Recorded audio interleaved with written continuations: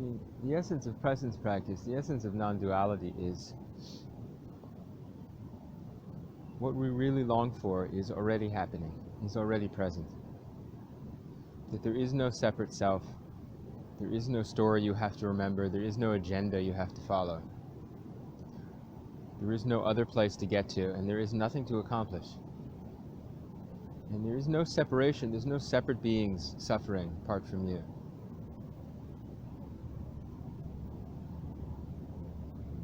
Everything is awareness happening. From many points of view, but it's the same awareness happening.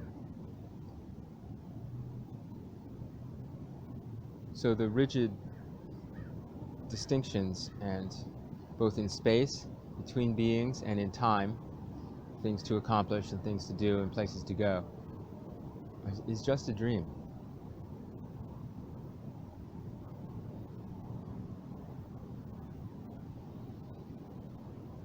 So everything's okay just as you are. Everything's complete just as you are. So what that leads us to is our agenda that we think about and we make up and we try to figure is all a dream and not worthy of following. I mean, it leads to suffering. So something's just going to happen.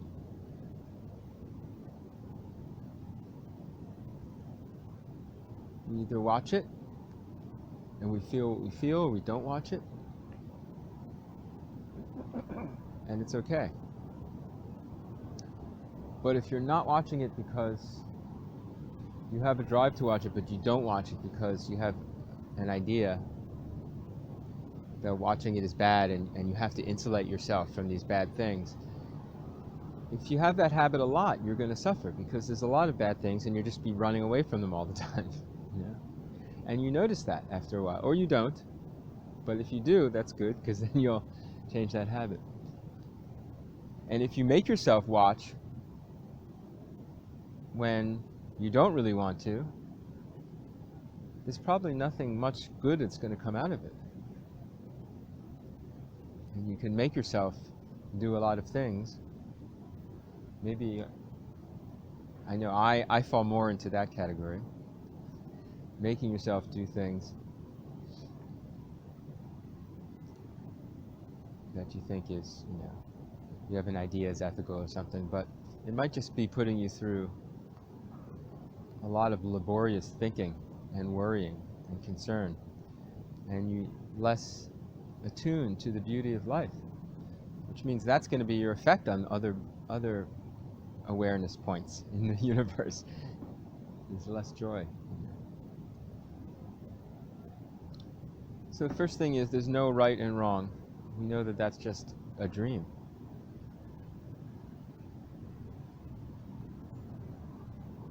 So, it sounds nice to bear witness. If you're not pushing yourself to do it, it just means be present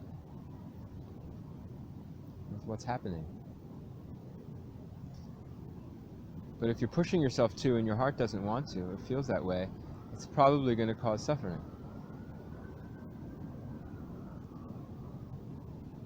But when we give attention to these, when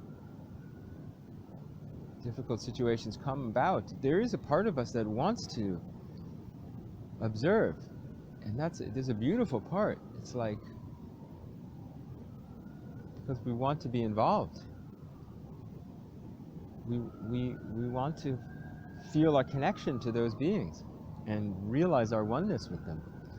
So that wanting to participate is a beautiful thing. But if you push yourself to do it, it might not be so beautiful. Just like if you make yourself not when you have some inclination to watch, it might not be so beautiful. But if you find watching these things just makes more thinking and suffering, then it's not so helpful, right?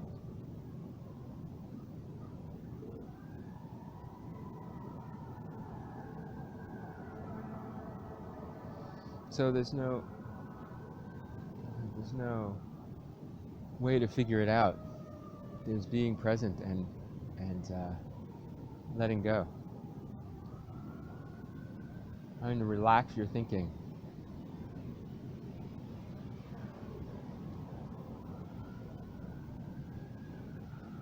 Open the hand of thought, as one teacher puts it.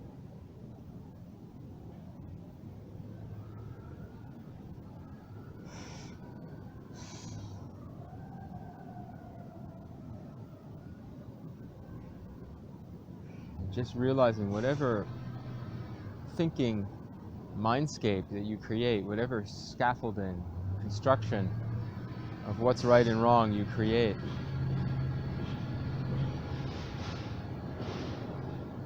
it's just a dream that causes suffering. It's not based on reality. It's an artificial construction.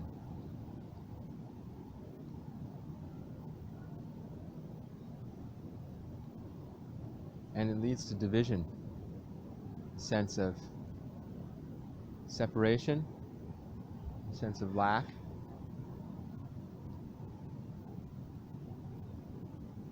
and agitation.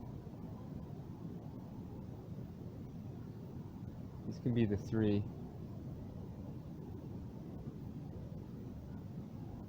Buddhism's greed, anger, and delusion. Let's see if we can match those up. Greed is from a sense of lack. Anger is agitation.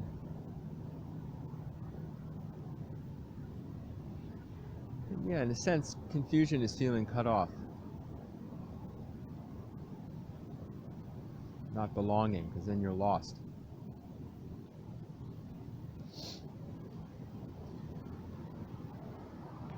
We can say the lack of those things is peace, love, and happiness. Peace is the lack of agitation. It's not some particular quality that arises. It's just our nature when we recognize there's a lack of agitation in presence. That's peace. There's a lack of, there's a absence of feeling separate. That's love. And there's an absence of the sense of lack, that you need something else, and that's happiness.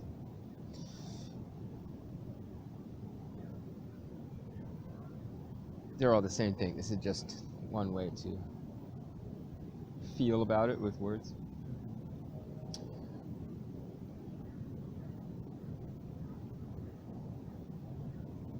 So our mental structures keep that separation, keep that sense of lack, keep that agitation going. We have our mental structures, and if we're light about them, they're not much of a big deal, but when they get heavy, they're a big deal. And we have to know they're just a dream. Presence is happening. The whole universe is happening. What's happening with the dolphins in that cove is part of the universe happening. It shouldn't be fought against. That doesn't mean you don't take steps to stop it. That's also what's happening.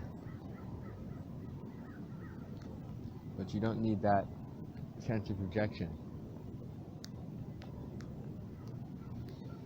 So if your aggressive mind structures are telling you you're supposed to watch, you should let that go. And if your aggressive mind structures are telling you you shouldn't watch, you should let that go. And when we let that go, you either watch or you don't, and both is fine. But you don't, if you notice that it's just fueling your attachment to mind structures, it's just causing more suffering. But if it just brings up sadness or compassion and a sense of connection, then it's beautiful. And it might also, you might think, there's something I want to do about this. It might be something clear. If there's nothing to do about it, better to let it go.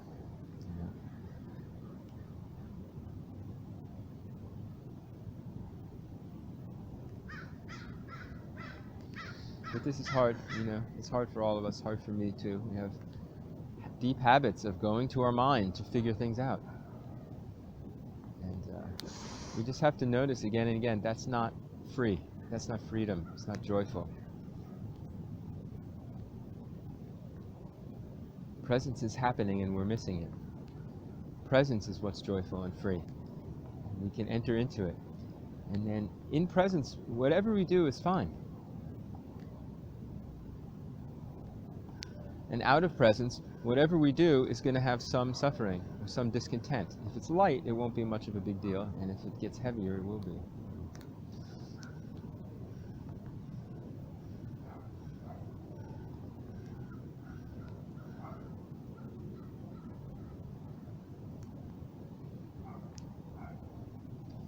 There's an incredible quote that everyone quotes, so it's become a kind of cliche, but I don't care because it's so great.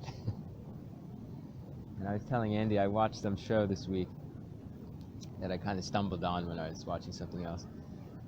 And it's called The Victim. And it's about a woman whose son had been murdered. And the son was quite young, 10 or something. And that was years ago, before it takes place. And the perpetrator was a minor, so they were caught and they went to prison, but not for that long. And then they were released and were given a separate identity. This is in Scotland, and they're given a separate identity and kind of hidden out. And so the drama starts when I don't really have to be going through it so much, but sorry. The woman, the drama starts when the woman gets some message that this person living not far from her is maybe that, or is that person, and she believes it, and she puts out a message on the internet that that's the case, and you don't really know how much, but kind of incites someone to attack him. He survives, but then there's a court case about her guilt, and so it gets very confusing about, and then was it the right person or not? Did she just hurt someone who was innocent, and who's the victim, and all of that. The main emotional gist of it is that she's so caught with blame and hatred. It's the way a lot of people deal with grief, right? But there's twists and turns, but eventually, something very beautiful happens.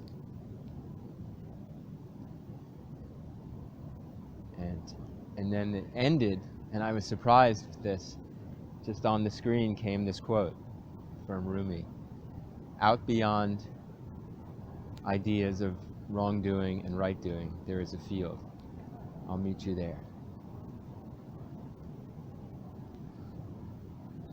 And it was so beautiful, I mean, I'm tearing up now just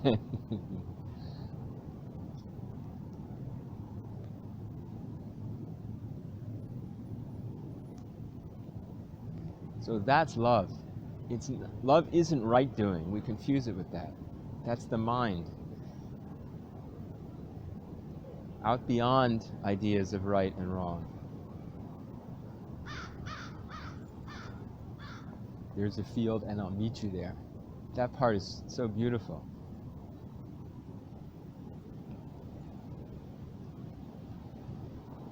Because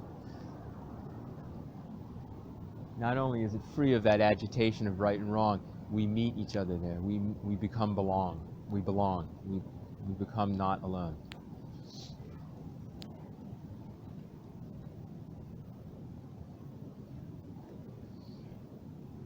So the story was a rather, it's a dramatic example, but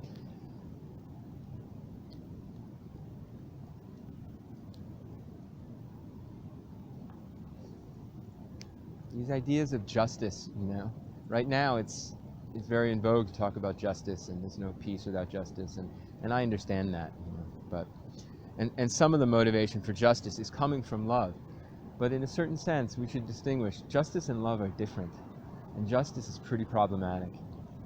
In mundane affairs we should try to be just and be fair or whatever, but it's not how the universe is.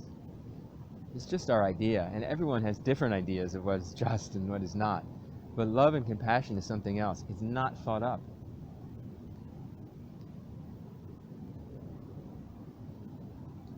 And we get so caught trying to figure what's right and wrong.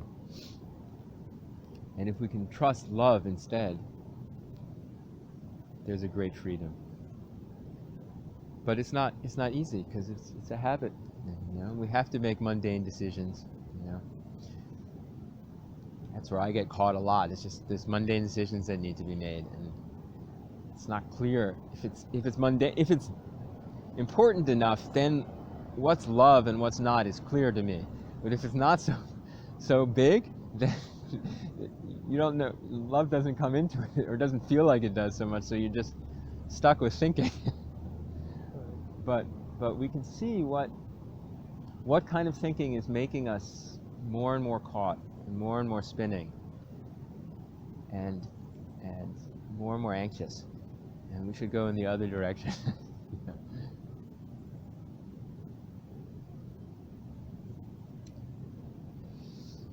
So this woman was making her family miserable, you know, so much that she had another young son, and that young son would, like,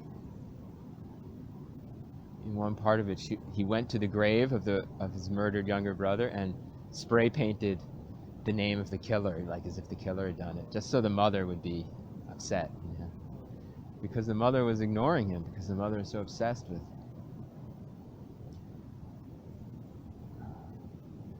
hatred and anger and justice. And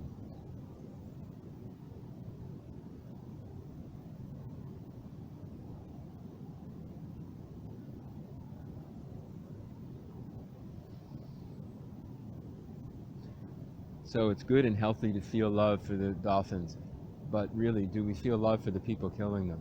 Because they're the same being, the same one awareness, just in a different form.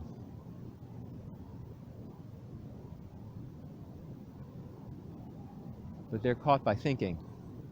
Their thinking might be making money, because they feel that's important. Their thinking might be, this is my tradition, because that's important. Their thinking might just be defensiveness, because other people are attacking them for what they do, and who knows? But is this, if we all just let go of our attachment to thinking to believing our thinking is right, love and compassion are accessible.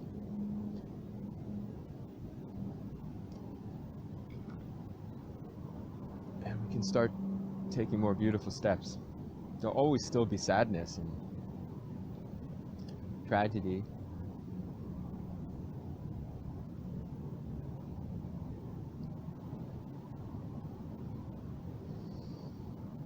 It's a good quote to keep in mind, particularly for people who are very preoccupied with ethics,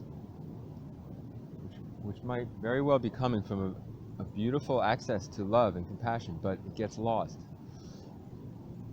Out beyond fields, out beyond ideas of right doing and wrong doing, there is a field. I'll meet you there.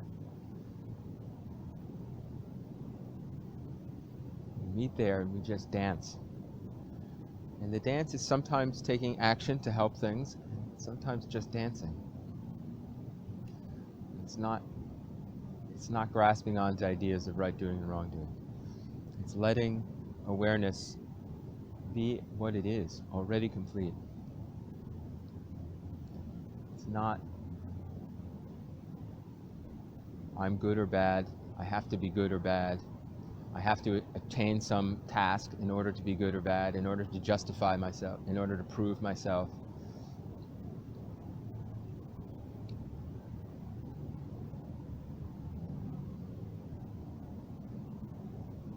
There's no image to live up to.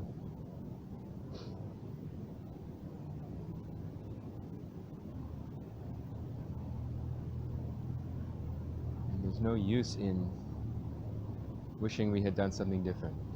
The universe just unfolds like it is.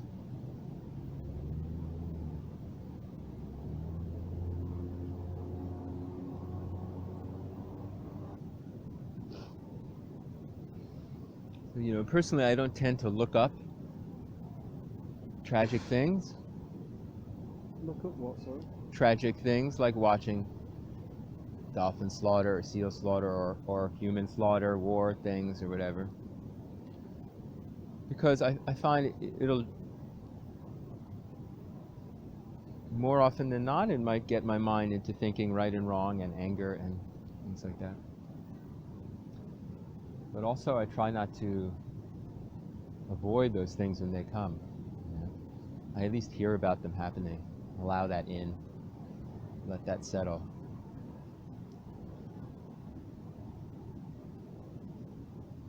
And if my heart feels drawn to watch it, I watch it. But if I find I'm getting angry or oppositional or clenching to thinking, then I stop.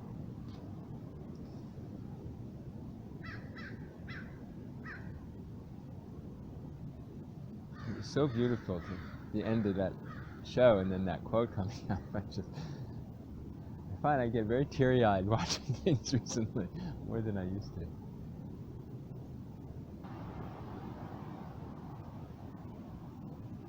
Is that helpful? No. Do you have any follow-up, or if anyone has anything else?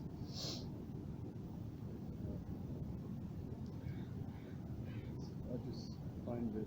Are you really asking that, or are you just raising the issue? No, I'm just like... I think you probably know. Yeah. It's just fine just to raise the issue. It's important. I just think I mean, we do things all the while where we don't feel sort of compassion for another. Yeah, I agree. So And it could, I just think maybe it's like laying bricks sort of, or breaking down a building. yeah, It's just a job to be done. I think that's right. So, the obvious answer to your question is of course, they can be compassionate and loving about other things. And I'm sure they are. But at that moment, during those times. Right. At that moment, it's more denial. It's just, I think if you look at it carefully, we have to look, it's, in spiritual practice in general, it's always, we can't avoid trying to guess about other people sometimes and other creatures, but it's always good to return to your own viewpoint that you can experience directly. I was about to say that you know the best, but you might not know it in terms of your ideas. Your ideas about yourself might be pretty off as well, but your experience you can know directly. So,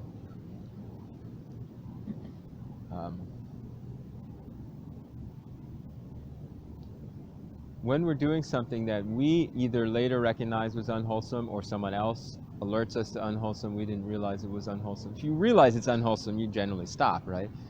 But when we're doing things that we don't realize are unwholesome, and then if we reflect on it, usually we're being pulled along by some clasping on to right and wrong, or agenda, or fear, or accomplishment, or, I say right and wrong, it might not be an ethical thing, it might be more of a just survival instinct or something like that,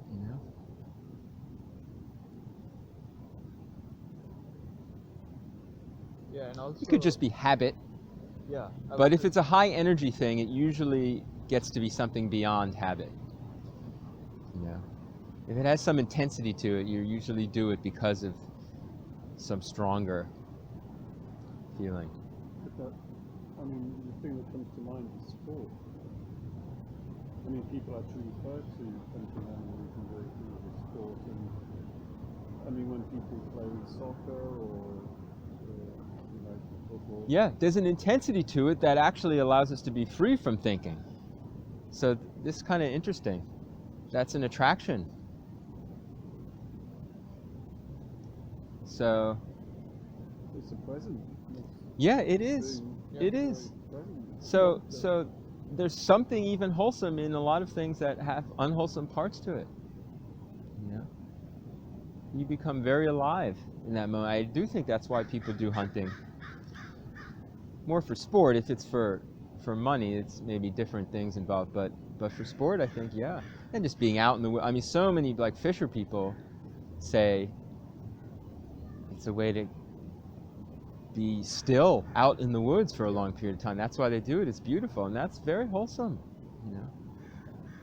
And then there's a little added intensity when you're hunting something, and it's maybe instinctual that there's some excitement that comes up. So I think it's good to reflect on that, and good to reflect on how we want those things too, and so we understand why those people are doing it, and then we can think, but there's a compassion for that other creature that's being cut off, and can they get that presence without having to do that part that cuts that off?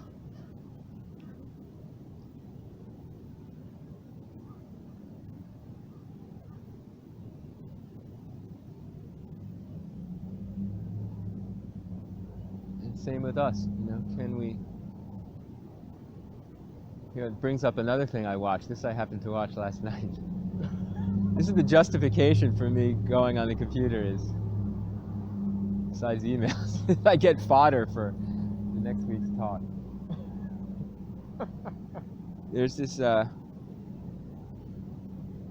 very talented young man in New Zealand, and this comes from, I watched a video. Has anyone seen, I shared it on Facebook, a video of Suelo that seems to be released recently, but it was made a while ago. It's another interview of him going to the cave, and it's very nice. It's about 20 minutes, and it's pretty complete about his life trajectory, including his suicide attempt and all of that. It was really nice. So then this same series of documentaries brought up other things to watch, and I watched another one. And it was about a guy from New Zealand who seems to have been extraordinarily talented and intelligent, popular, and one of these golden child kind. I mean, he was in his 20s, and apparently, he spoke a bunch of languages, and he was really, really skilled at a lot of sports. He had the world record for this thing in climbing where you fling yourself from one handhold to another, and the distance is recorded. And he was like a great skier and just at a lot of things, and people really liked him, and so he was skiing once, and on a trip he was going to do this thing. He was with a group of people that were going to be training for a journey from pole to pole, all on human energy. So he was going to do that, but he was skiing at Whistler, which is near Vancouver, and kind of dangerous skiing, because he was really good, go off bounds and stuff. And he fell, and his head hit a rock really hard, and serious brain damage. And they, got sent to the hospital, lots of surgeries, all this stuff. They didn't know if he'd survive, of course, or what state he'd be in. And he did survive, and he did start getting back some of his abilities. He never became totally the same, but it started with learning to walk again and learning to talk again, and slowly remembering some of the things of his previous life, and remembering the people in his life, because he couldn't remember anything at the beginning, And he had this girlfriend, and he couldn't remember her name, but he knew there was something important about her. But eventually it all started coming back, and he learned to play guitar again. He was a good guitarist and all this stuff. But what was really different was he had been always really pushed himself to compete and to win. And now, maybe just because he couldn't anymore, but now he was like, he wanted to do these things because they were fun things, but he no longer was striving. And so I brought that up because a lot of people strive and do competition and really push themselves because they want that intensity of thought dropping away. Another example might be, what's his name, who did the free solo climb of El Cap in Yosemite? Remember his name? No, Messner was a famous alpine climber, but Himalayan climber, but Alex Hanold.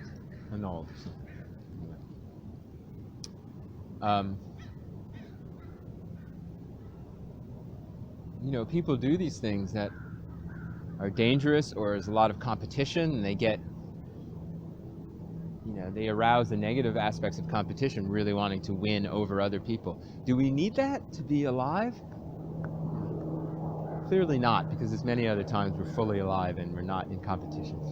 In fact, it's a reduction of that sense of being fully alive. But that's what we're used to be really intense. and to be free of our thinking. So that's what we rely on. So it's good to recognize that that's what people really want when they do those things. Whether it's just being competitive, which may be unnecessary, or whether it's actually destroying other creatures. I mean, there's a lot of people talk about going to war, and it was the most, in some ways, positive time of their lives, because they felt so alive.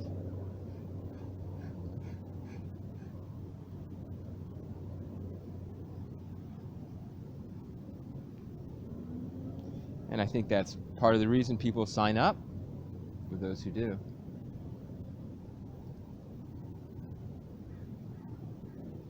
So it's good to recognize what people really want, what their hearts really want, and sympathize with that. And yet we can help each other find more wholesome ways to do it.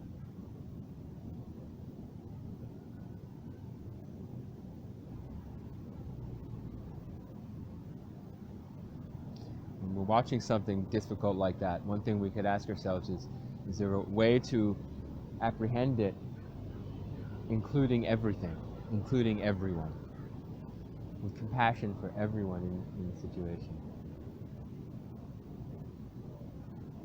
It might be clear that one side is more just than the other, but it's all included. All the beings are what's happening in the universe. And the just is a small thing, it's just our thinking mind. But our heart embraces everything. The so-called victims and the person doing it. There's a great poem by Thich Nhat Hanh about this, Call Me By My True Names, where he wants to be called by the name of the victim and the perpetrator, and everyone on every side of these things, because that's who we are, actually. We're all part of all of that.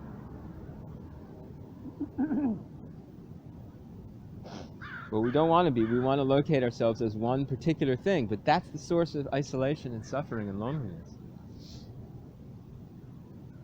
And it's not the way it is. Awareness itself is just appearing in all the beings that it's appearing in, from the same source.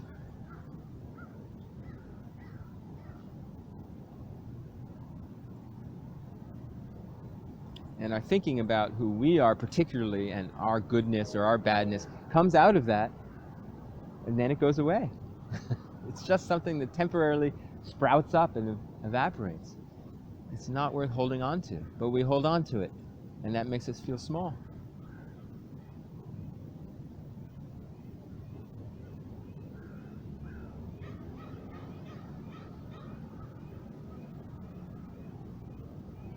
We feel that need to define ourselves, and that makes us feel small and alone. Whereas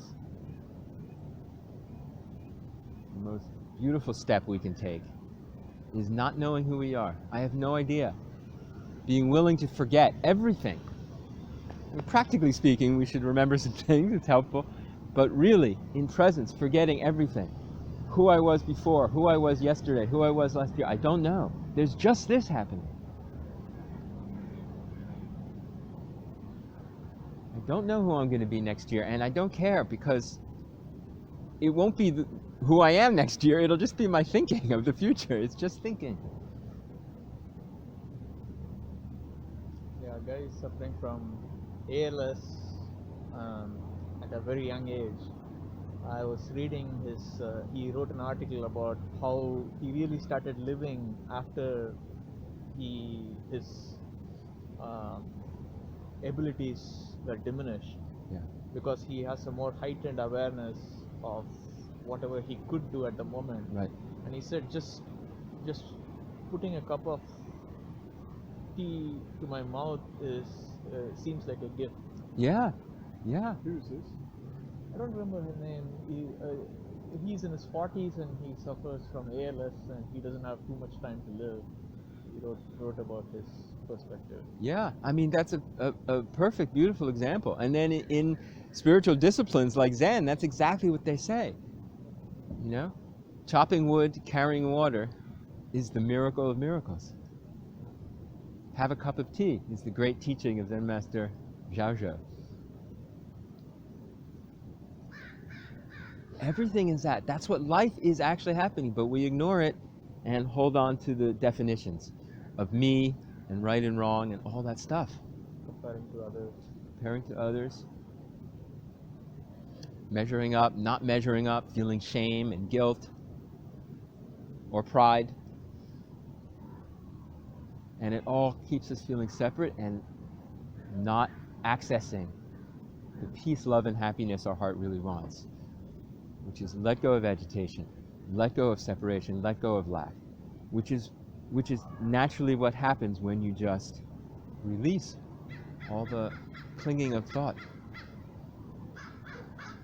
and return to what is actually happening, just this experience happening. A similar thing was expressed by this guy who had had the brain accident. He was just like, the gift of that accident was now I recognize how beautiful even the simple things are that I can do. Everything that I can do is just such a gift.